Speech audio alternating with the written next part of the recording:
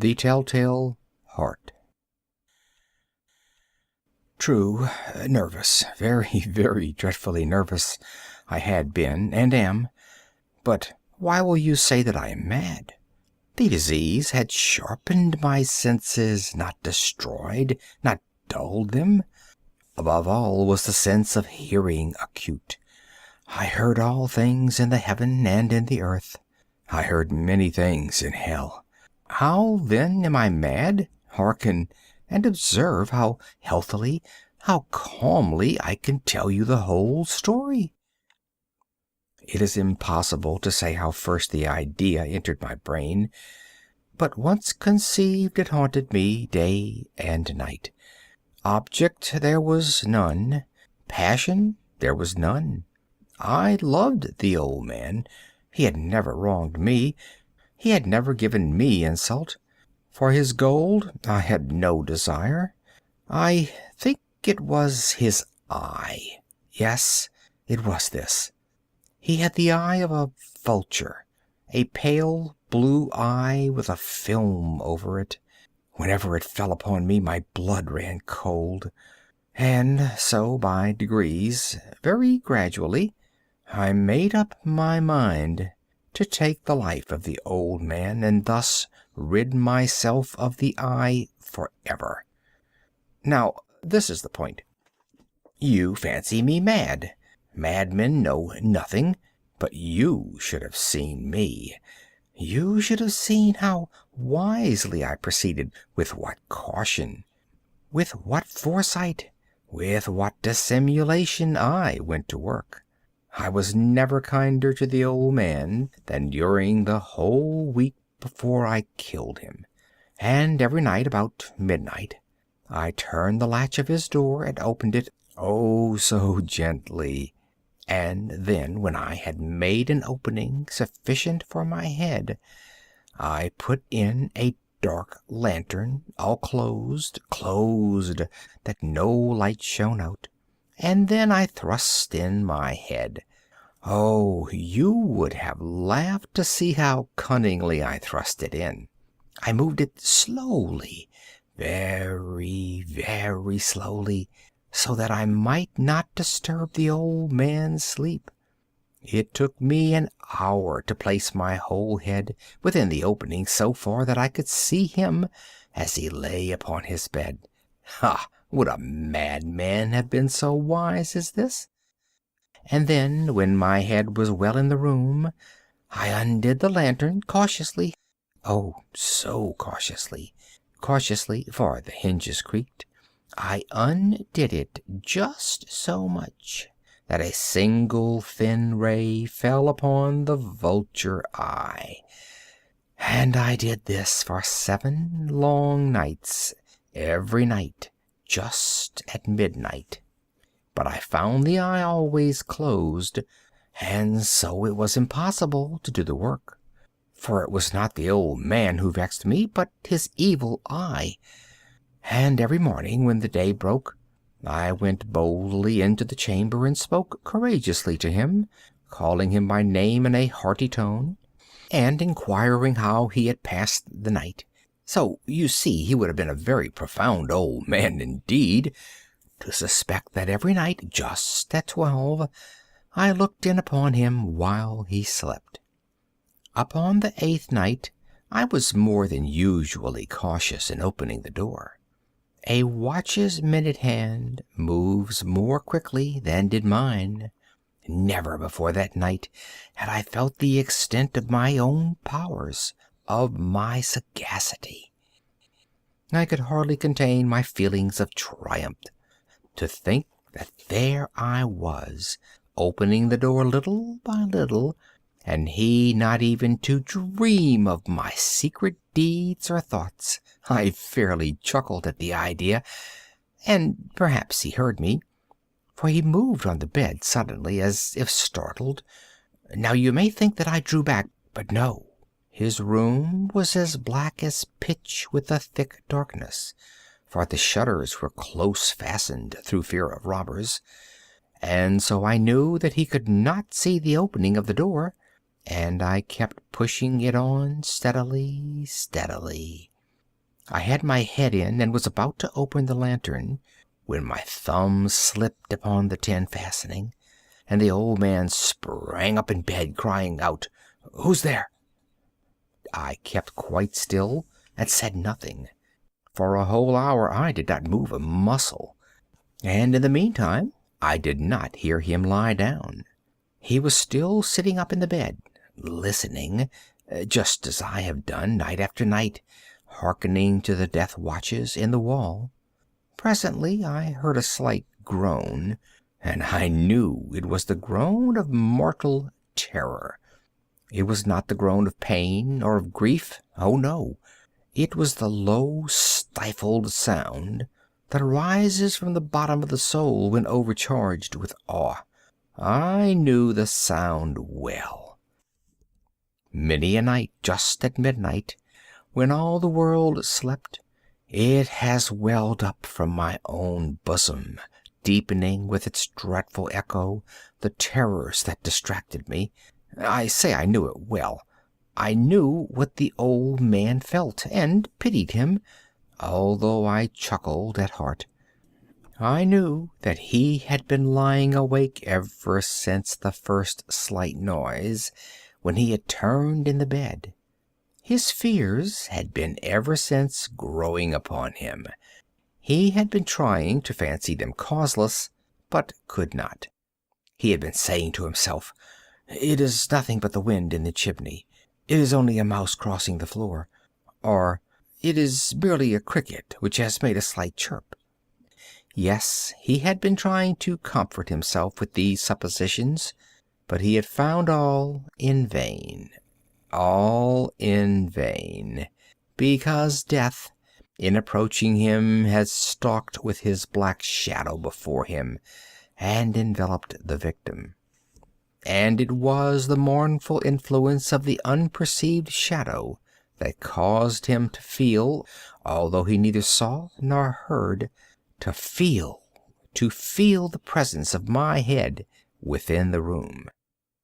When I had waited a long time, very patiently, without hearing him lie down, I resolved to open a very, very little crevice in the lantern. So I opened it. You cannot imagine how stealthily, until at last a simple dim ray, like the thread of the spider, shot from out the crevice and fell full upon the vulture eye.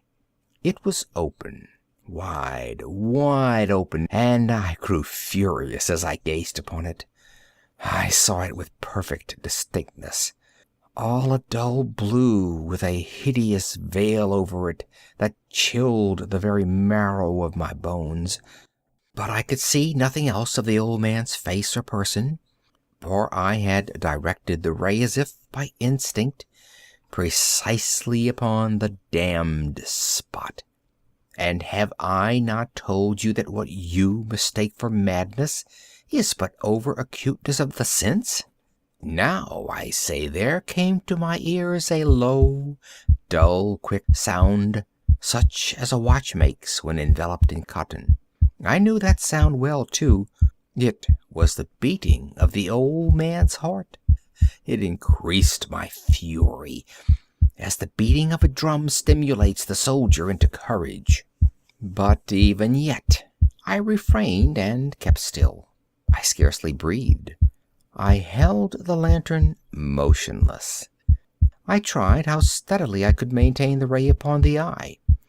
Meantime, the hellish tattoo of the heart increased. It grew quicker and louder every instant. The old man's terror must have been extreme. It grew louder, I say, louder every moment. Do you mark me well? I have told you that I am nervous. So I am. And now, at the dead hour of the night, amid the dreadful silence of that old house, so strange a noise as this excited me to uncontrollable terror. Yet for some minutes longer I refrained and stood still. But the beating grew louder. I thought the heart must burst, And now a new anxiety seized me. The sound would be heard by a neighbor. The old man's hour had come. With a loud yell, I threw open the lantern and leaped into the room. He shrieked once, only once. In an instant, I dragged him to the floor and pulled the heavy bed over him. I then smiled gaily to find the deed so far done. But for many minutes the heart beat on with a muffled sound. This, however, did not vex me. It could not be heard through the wall. At length it ceased. The old man was dead. I removed the bed and examined the corpse. Yes, he was stone dead. I placed my hand upon the heart and held it there many minutes. There was no pulsation. He was stone dead.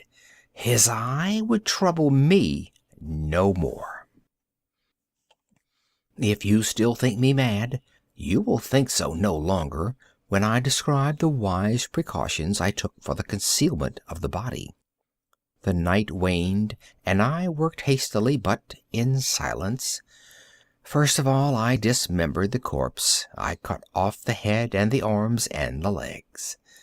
I then took up 3 planks from the flooring of the chamber, and deposited all between the scantlings.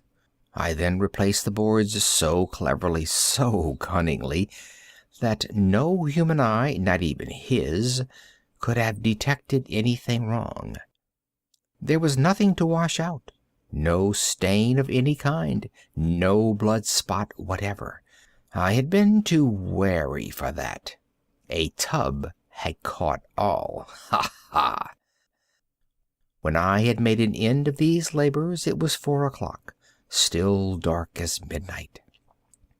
As the bell sounded the hour, there came a knocking at the street door.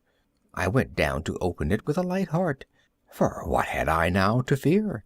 There entered 3 men, who introduced themselves with perfect suavity as officers of the police. A shriek had been heard by a neighbor during the night. Suspicion of foul play had been aroused.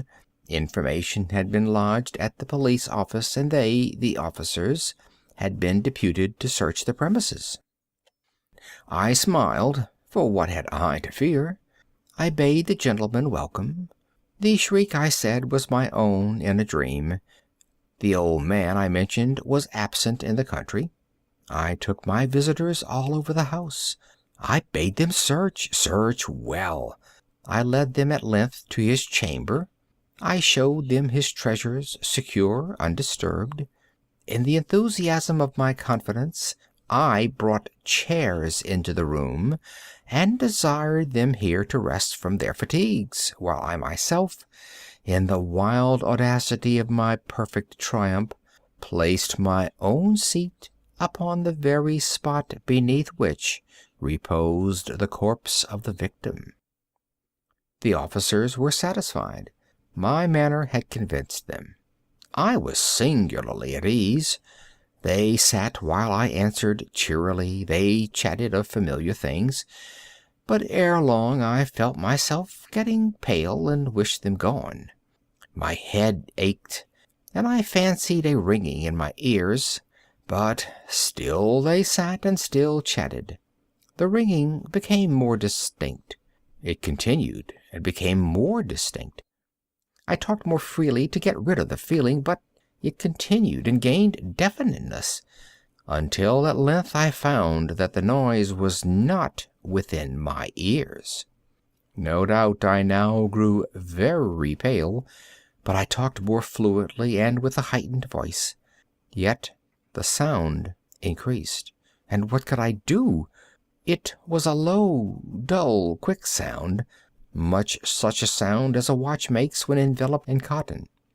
I gasped for breath, and yet the officers heard it not. I talked more quickly, more vehemently, but the noise steadily increased. I arose and argued about trifles in a high key and with violent gesticulations, but the noise steadily increased. Why would they not be gone?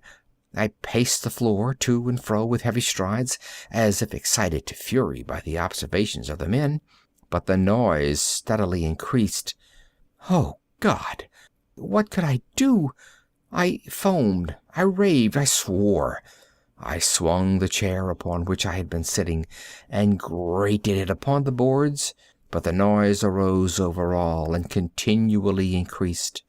It grew louder, louder, louder, and still the men chatted pleasantly and smiled.